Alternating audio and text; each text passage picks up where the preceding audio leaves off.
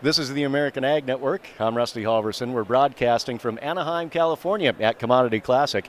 And we're joined by Josh Gackle from North Dakota. Josh, you've got a national leadership position with the American Soybean Association. That's correct? That's correct, yeah. North Dakota gets two directors on the national organization, the American Soybean Association. So myself and Monty Peterson and I was just recently elected to that. So.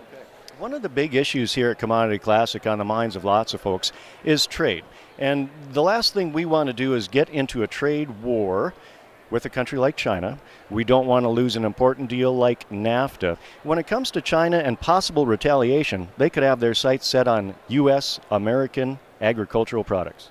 Well, that's true, Rusty, and specifically soybeans. They have already mentioned that as, if the U.S. were to proceed on some of these tariff issues on other products, that they have already identified the U.S. soybean market as a place that they could potentially retaliate. And American Soybean Association and other farm groups have let the administration know that we are concerned about that, and that as they proceed with these investigations, that they definitely keep that in mind, and urge them to just be cautious on moving forward on those types of things and what those retaliation efforts might look like.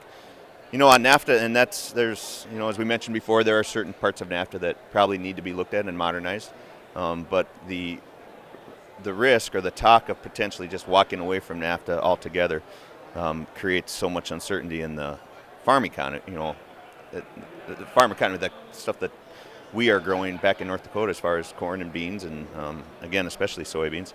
The risk of losing that market creates too much uncertainty that it's hard to deal with that. But yeah, as the administration and the trade reps move forward and work with Canada and Mexico on trying to find ways to make that a better agreement, we just hope that they keep in mind the value that it's brought to the American farmer in the history of the deal. Well, thank you for your time here at Commodity Classic. We appreciate it, Josh. Thank you.